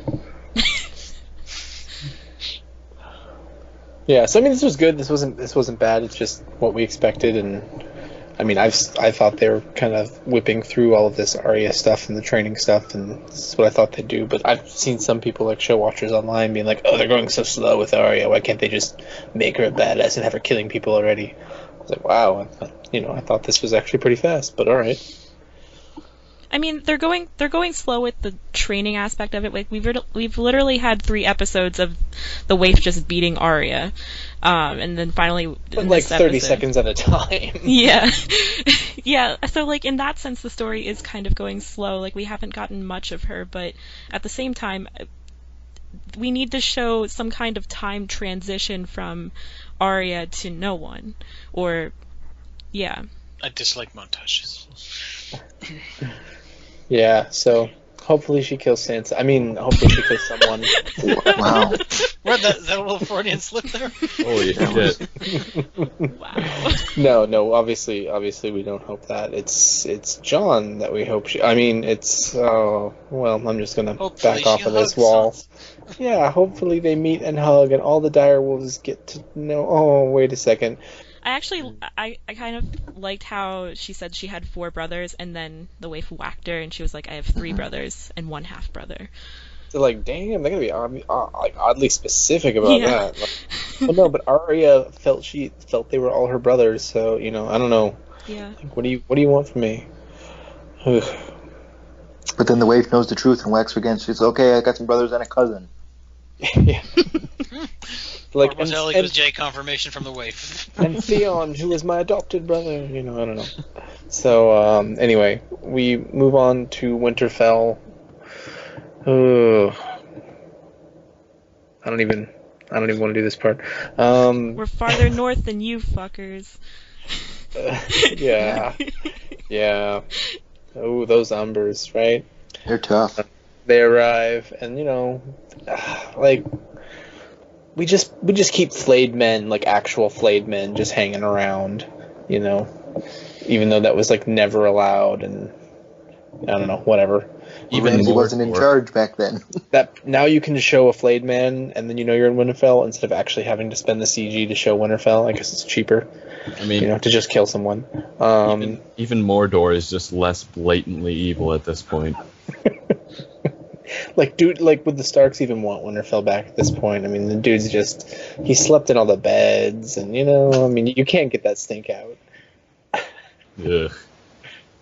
So, yeah, an Umber of, I mean... Small John. Is it Small John? No. Is it credited as Small John? I think it is. Lord Umber. Because I know Small John's supposed to be in this season, but he was at the Red Wedding, right? No. In the show, that's probably his Small John because he wasn't even at the wedding. Oh my god. Yeah. I thought Small John was in the wedding. And you said it was his dad, that you would have killed his dad if he didn't go ahead and die. So anyway, yeah, he just straight up says, "Yeah, you killed your dad. Cool." And Ramsay plays this so smoothly, obviously. Like, what do you mean? They're poisoned by his enemies. How dare you? Oh, what? My lies. They're just so. Oh, what? My mother and my stepmother and my new brother. Oh, they're around here somewhere. Like, jeez. Probably No one's playing with the dogs. Yeah, He is exactly. he is Small John Umber in the show. I just checked. It's Small John Umber. Oh, this is even me. wait. This is even worse. At least make him like Horsebane or someone weird. Okay. I'm definitely on Team Ruse until not Ruse, but Team. The Umbers are faking it until next episode or whenever it's confirmed that they're not. Okay. So was that a real? That was a papier-mâché direwolf? No, that was just some other dog. It was obviously not big enough, or as big. Either it was a bad prop or it was just a regular. And wolf. this Rickon is obviously too old to be the real Rickon. Yeah, it's like he aged 6 years or something. Yeah, what's going on? It's been like years since we've seen him. We know it's only been months. No, wait, Yeah. are you being serious that you don't think that they really killed Shaggy Dog? Yes, I do think that. That's one of my nitpicks for this episode is that the direwolf head is not big enough, but they've never been big enough on the show. And I mean, Shaggy Dog is supposed to be the biggest, right? He's like the biggest and most feral. It was a big head, but I don't know. Is Yeah, that but like no, a black wolf's head? But it didn't look any bigger than like a decent sized wolf or something, and which is in the show they're just dogs half the time. So I don't know. Yeah. It bothered me for another reason. Not that they've used the direwolves in any great way for the past few seasons, but I mean, for the last 3 episodes, they've been killing so many characters that it's really making me a little fatigued. Because they're not even like side characters. It's like these are big named characters that we've been following for a while that have emotional significance, and it just. I know what the show is, but when there's that repetitive cycle every single episode, because now they're doing it for effect instead of for the plot. It doesn't feel like it makes me not want to be invested in anyone. It makes the story less investable, for lack of a better word. If they can just do that to anybody, anytime. No. And we know, well, not anybody, but we know. Like, it seems like they're especially like, let's pull people who are irrelevant, because we know this isn't going to happen in the book. Like, they're off somewhere. Like maybe they die. Like whatever. But Ramsay's not going to get a hold of them in Winterfell from the Umbers. Off-screen Shaggy Dog kill. Come on. I also just don't. Oh, I'm sorry, Adam. Oh no. That was basically it. I also just really don't want another season of Ramsay using these characters as playthings. I don't want him to see him sexually abusing Osha. I don't want to see him beating and demoralizing Rickon. I'm just bored of it, and I feel like that's what they're going to do for stalling tactics. I hadn't even thought about Wait that. till the episode where he takes a dump in Shaggy Dog's head and makes Rickon eat it. Like, That's why I don't think it can be a ruse, because if it's a ruse, there's no way that the Umbers would put Rickon in a position where he's now with Ramsay Bolton. Like, even if their long game is to use him at some point, but there's no guarantee Ramsay will Their offer game is to kill Ramsay. Yeah. They're showing up with their soldier people, and they're just going to kill him. But see, you could have Like just now. done that in the room. Yeah, like if this was a ruse, and like Asha's hands aren't really tied, and like this could be like vengeance, the North remembers. But then you don't bring in the shaggy dog head, or it's quite clearly he's inspecting it and being like, this doesn't look like a direwolf, knife through the throat. Like, Although, honestly, I just realized this. Small John is doing almost literally what Manderley does, just with different stuff. Manderley gives them Davos's head, and Small John's giving him Shaggy Dog's head, and he's saying that maybe he is, maybe they're the Manderleys. Yeah, and they made a point Not saying giving me hope, you're Greg. such a loyal house, and then Umber refuses to bend the knee or refuses to do anything that Ramsay wants him to do. He's keeping his he's keeping morals it or technical. whatever.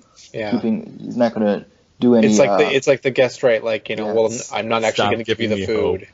Stop it, Yeah, guys. yeah. It's not funny anymore. And the looks that Osha is giving Rickon as Ramsay's talking to him and stuff, it's like, don't mess this up, keep it together. She's like giving him worried looks, like, well, you can read them however you want, but the way she was looking at him to like respond appropriately.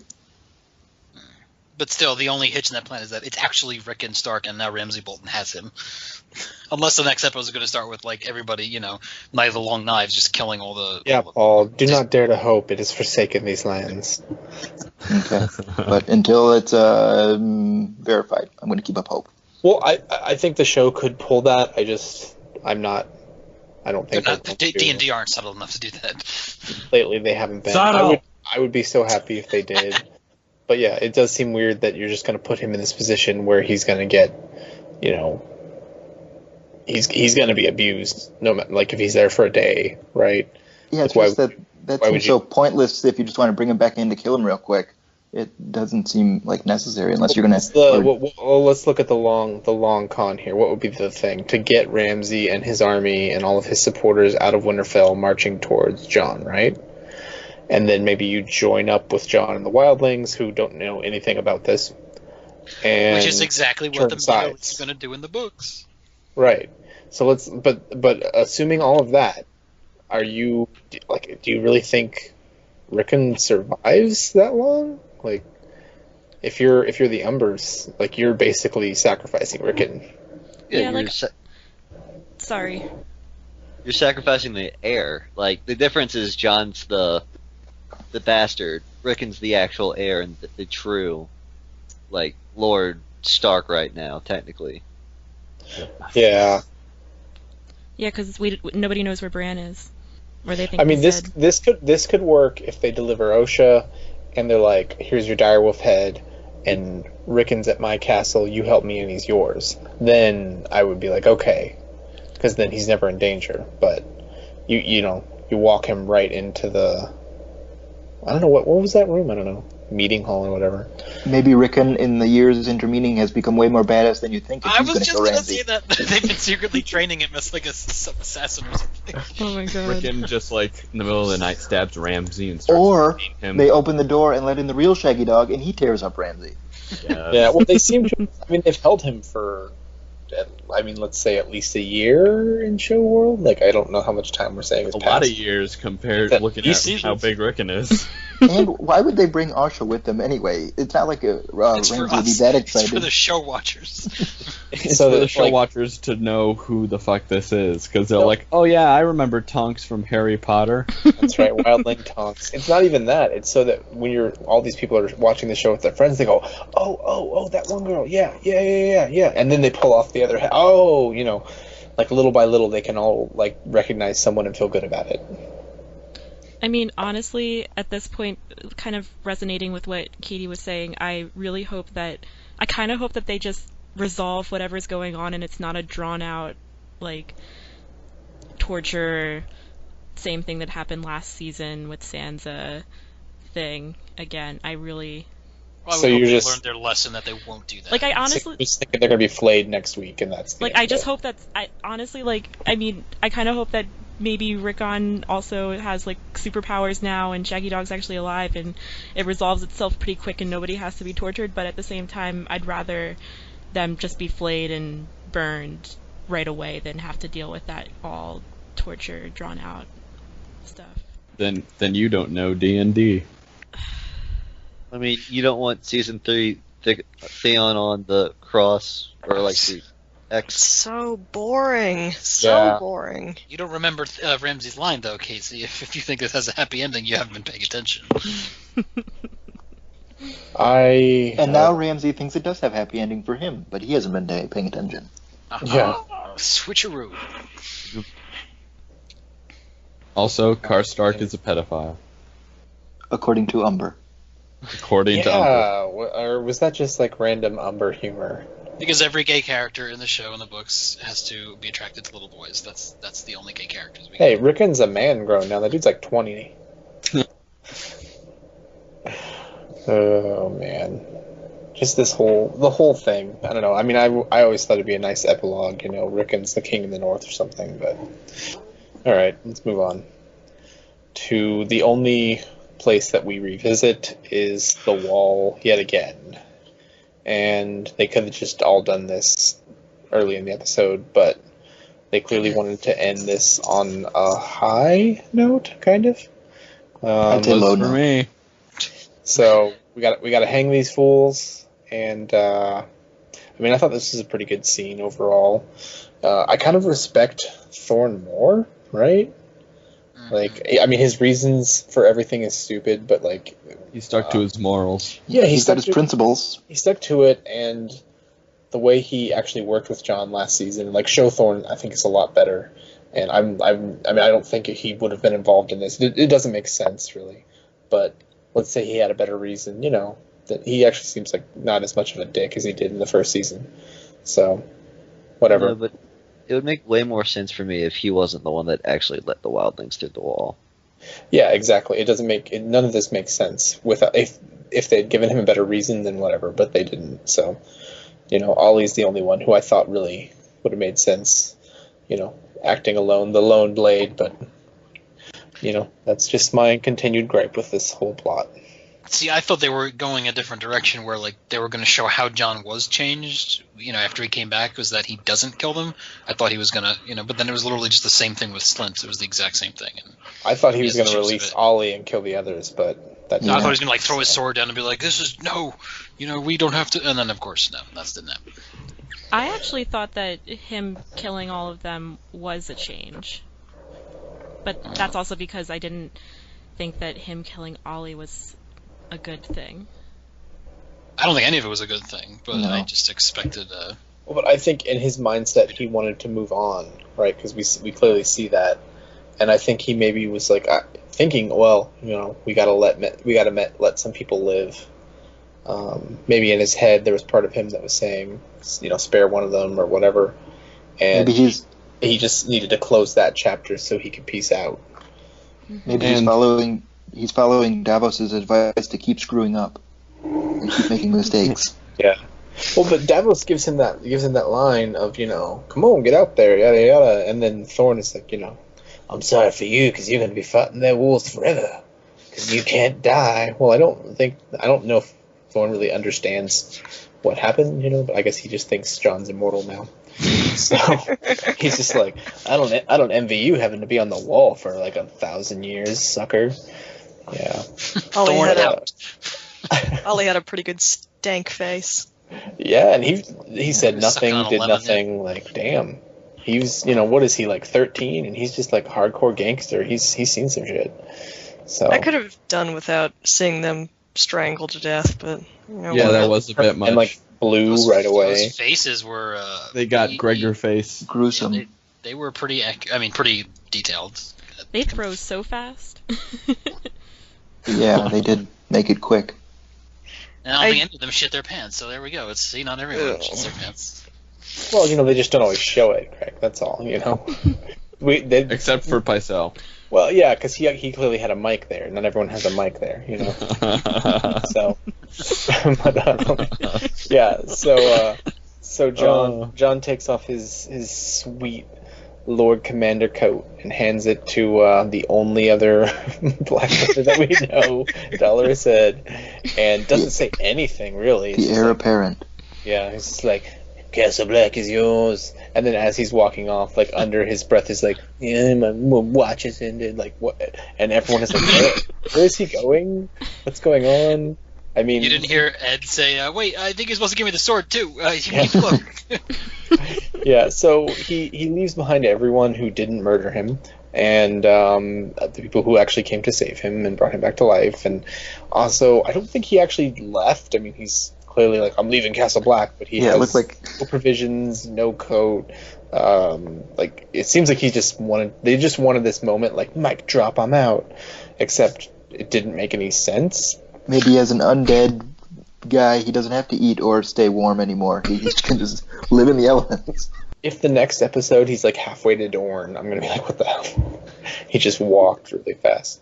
But it would make a lot more sense if he, gave a speech and was like, I you guys didn't want me, I screwed up, I died, my watch has ended, pick someone new, I'm out, or hey wildlings, I'm with you guys, or something. Like that would have made a lot of sense. Obviously, that's what they've been heading towards. They've been, showing him in Tormund and leading some kind of wildling army. No, but the way the episode ended, didn't it feel like he just was like, I'm out, and it looked like he was leaving. He's going to be in Molestown in half an hour, like. It felt very petulant. I get you're being a little harsh on him, like he has been killed, guys. Well, he looked rough. I'm just saying, he looks fine. I like how Katie would have been fine. I like how the badge of office for the Lord Commander is just like the big cloak. Mm-hmm. It's like, you get to wear the big cloak now. It's got extra fur. Just a little bit warmer. You also get like your own like hearth fire and stuff. So come on, do you really need that? You also get this annoying raven. Yeah, it's a replacement for the crow that's like corn. Yeah, so I'm thinking that they have to choose. You can't just pick one. You're still gonna have to have it choosing, right? Yeah. Well, no. Again, because I've show watchers have been like, what? I mean, they think he's a god. He gave him the cloak. That guy's the new commander, right? I'm like, I mean, maybe you could be that's how it works, but there should be like a head nodding thing. Like, I recommend Ed here, and everyone's like, yeah, good. And then just there should be some sort of official kind of. What's going on? There are all like 20 people who show up in like the courtyard. Like, no, there was more than that. Oh, there's like 35 people left in the watch, though. So. Yeah, there were some wildlings. Yeah. I laughed though. I mean, how absurd is Dolores Ed is now in charge? This was like a goofy fan theory that Dolores Ed was going to be the last person alive on the wall, and now he's the Lord Commander in the show. It's absurd. Yeah. It was a joke in the books, and it was that funny line, in that episode where he's like, Ed, the wall is yours. Like, we all loved that, but no one ever thought it would actually happen. Also, evidence, Katie is the evidence that I'm not the only one who calls him Dolores Ed. Is that Dolores, whatever. Dolores Ed. Yeah, Dolores Ed. Dolores Ed. He was named after his great aunt, guys. Come on. Explains why he's so good at knitting. Yeah, it's absurd, and I feel like immediately in the next episode we're gonna get like, hey John, where are you going? What's going on? And then all of the little like logistical aspects of this that we need, because clearly he's gonna be still involved with everything. He just is. They're just trying to show us that he's no longer tied to his oath, and I guess, but now they're trying to say that he's the Oathbreaker. Yeah. What the hell are Davos and Melisandre there for anymore? If her whole thing was to get Jon back, and so now they have to have some falling out, and he goes with Jon, and she stays at the wall. Like, what's happening? No, we need a raven that's like that just says like, oh, it's me, Shireen, and Melisandre burned me, Davos, and then and then well, she was dying. She wouldn't stop and write. Jeez. I kind of think that John's actually I think he's just so confused about what's going on, and he just needs some kind of thing to lean on. So I think he's actually going to go to a werewood or a godswood or wherever they were when they first took their vows. Well, he's going the wrong way for that. Yeah, he's going north of the wall. But maybe they'll just simplify it and put one for put a forest in the south of the wall. I don't know. But yeah, because they did just never tell you. They did put Hardhome directly north of Castle Black apparently. So yeah. Let's go into the North Grove. Ooh, the North Grove. I wonder if yeah, I don't know. It's probably not going to come up. Are you waiting for the What? Foresters to show up? Yeah, you want Telltale to just come on in? No, I don't think that's going to happen at all. That's not what I was saying. I just don't think much is going to come of this whole walking away thing, like, at all. I don't think he's going to go anywhere, really. I don't think he's going to do something else. There's not going to be a episode of, one everyone's gonna John on follow the him? King's Road. Yeah, Yeah. it's He tries to keep he's getting gotta away get from his everyone, stuff. and they just keep wandering after him. They just won't leave him alone. Well, he did just come back from the dead, and that tends to give you a cult following if you didn't already have it before. Are you calling Catholicism a cult? Jeez. No, I'm talking about Just a big one. About banners. I know, Jackie. No, I think that Hate he's mail. gonna go. I think that he's gonna go to a werewood, and then somebody's gonna follow him and talk to him, or Bran's gonna talk to him, and then he's gonna go back and he's gonna be like, "We need to fight for the North," and then they're gonna do that. All of the I don't- solutions to these problems just sound so stupid. Not like I'm not That's- saying that like that solution is stupid because of you, Casey. It's just like the situation is so nonsensical that any solution to it is just like, man, that just sounds lame. I know. Well, it's because that's where we're at in the show right now. The only way we can get a good ending is with, like, the most fucking contrived shit ever. No, I'm just trying to think like D&D here. I don't. This is not what Then I want. stop thinking. You know what my show watcher friends are saying is like, okay, well, they think that it's going to be bastard on bastard, and Oh. yeah, I know, right? And it's going to be one of those things where all of a sudden John's got his wildling army, which has, for whatever reason, and the Boltons march, and then those White Walkers, they just break through the wall while it's going on, and then they got to work together, and I'm like, what?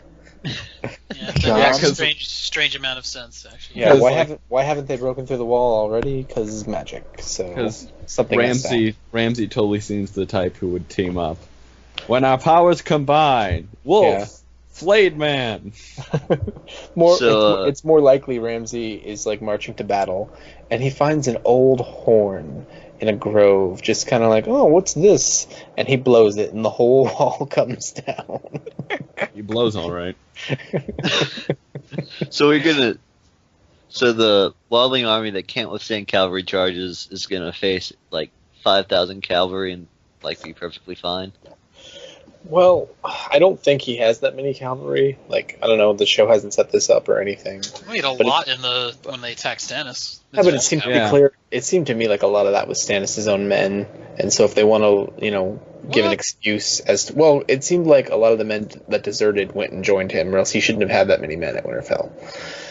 Like, I don't know. A lot of people think that, but if they somehow stated that, and then we're like, oh, we don't have as much cavalry after Stannis' sellswords left us or something, then it could make more sense. This guy burns people alive. Let's team up with the guy who flays people. Yeah, well, no, let's team up with the guy who pays, and is in the big castle. I hope not. Because where did all of those sellswords go, right? They fucked off back to Braavos. They have no money, right? Like, they have to make enough money to make the campaign worth it and get back home. They rode to Winterfell and were like, hey, he's over there, we'll help you out, for a bag of silver. Should I Lovely go? ending. Should I go over why I think the Ollie Yes. killing? Okay. Give us your defense, Casey. All right. So I want to clarify that I do not think that this is a bad part of writing or a bad. Like, I don't think that this is anything to do with D&D. I think that this is more, I'm just mad at the reaction from the fandom or people. But About which react to Ollie, killing That, like, to that John everyone's like, killing. yeah, he got his own sort of thing, right? Yeah, like he Okay. got what was coming for him. So happy that Ollie is dead, and I'm just like, He did nothing wrong. yeah, he. I mean, I hate him. Like, I hate him too. I think he's an awful guy, or kid, but he's a kid.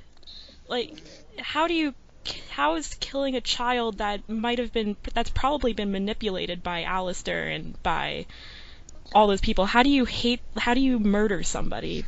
I don't even hate him or think he's a bad guy. I think he did everything right. His family got massacred. He wanted to go to the Night's Watch to help him. They welcomed him in, and then the people that killed his family come in, and they're battling them. And then he sees the lady that killed his friends and family, and he kills her. And then he doesn't have any reason to care about them or anything. Meanwhile, he looks when at they the defended guy. the wall, they killed most of the people that actually killed his village. No, I'm not trying to say that Ollie is like unjust for, like, he's just been manipulated by what's been given to him in his childhood. Like, all of his families died because of the wildlings. Like, he definitely has some reasons to hate the wildlings and to hate Jon for doing what he did. But at the same time, does that mean that Jon deserves to kill him? I don't know if that, because he's a kid, I don't know if that's the right. Was right Jon thing. deserved to be killed? No. But how old is Ollie in the show? Is he 16? He's to play devil's advocate. He's like a man grown. Like I would have put him at way younger than that. I would have put him at like 13. He looks obviously younger from the rest of them, but in the books, like, Jon is 14 when he joins the Night's Watch, and if we had that kind of logic going in the show, I'd say yeah, that makes sense. But in the show, it doesn't look like he's a man grown compared to the rest of the Night's Watch. Yeah. But you know what they could have just let him do? They could have just let him join the Night's Watch. He was part of the Night's Watch. I was They joking. inducted him. Well, that joke didn't work. Did he technically ever join the Night's Watch? I don't think we ever saw that. He's an attempted murderer. Send him to the wall. He's already there. Never mind. All right. Good night. No, it was on a throw. I'm like 99% sure it was a throwaway line that he got inducted into the Watch, because that's why he was Jon's steward. Yeah. Like, we can't just let people hang around here if they don't say the words and bind themselves for life. Like, come on. The Night's Watch sucks so much. There's no interns at the wall. I mean, the Night's Watch would be a lot better, yeah, if you could do like a 5-year term or something. for Katie, it would be way Depends better on your to crime. drink blighted blood or something. I hate the wardens too, man. I hate fantasy brotherhoods that conscript people. It just. Katie, we're sending you to the wall. No. No. Maybe I just have a deeply ingrained fear of imprisonment, so maybe it's why, like, my subconscious is like, I hate the Night's Watch. I hate Jon Snow. So did Ollie. You have something in common. But I also should say, like, if Ollie is old enough to, like, be a man grown, then this show, like, I wouldn't hate Ollie dying. Does that make sense? Yeah, I guess. I mean, I get where you're coming from. Yeah. I kind of see where it's like it's the principle of the thing, where it's just like you don't kill children. Do you But, like yeah. Jamie? What the Oh, no. Which Jamie? This or the book one? The one that threw Bran out of a window and Whoa. I mean, That kid shouldn't have been spying, okay? Because we know that's not right. And Stitches. he was not going to kill him. He just was going to throw him into a coma. He's like Jamie, obviously, so he knows everything he's doing and how it's going to turn out. Come on. I mean, there's a reason that Jaime isn't my favorite character in A Song of Ice and Fire, Game of Thrones either. Is it the incest? No, I just don't like him in the first book, and I still I doubt him. And sorry, I wasn't trying to be like evil or obnoxious or maniacal. I was just curious. Apologies. If Oh, that no, you're fine. It's a good point. I'd like to see you when you were trying to be maniacal, Jeff. Yeah, it's like just cackling. Yours. The whole time. I wasn't thinking that at all. Don't worry. Does anyone have any closing thoughts or anything else that you wanted to say and couldn't get in? Hashtag not my Umbers. That's very true. I do want to say, like, I kind of put, like, a star, well, not on the forums, but I do, like, in my head put a star next to the 2 out of 5 rating, that this might change if, like, we get more, like, fleshed out character development and explanations for things. Like, I feel like if they have that later on, I would give it a better rating. But given what we have now, I expect a Tower of Joy follow-up, right? Yeah. And If the Umbers pull it off, everyone will be happy. Yeah, I was about to say, if that wasn't Shaggy Dog somehow, then 5 stars for this episode, but I'm not buying it. Yeah. Well, I didn't think that was actually happening until I started thinking about the Manderley connection. So now I think that's what they're doing. So yeah, I'll take that. But I just like, how do you fake a direwolf? I don't know. I told you, it's papier-mâché. I just like saying papier-mâché. Yes, you do. All right, so anyway, thank you guys for joining me, and you guys have a good night. Thank Or you. whenever you're listening to this. Oh my god. Thanks, All right. Adam. Good night. Thank you for hosting. I think we're done here.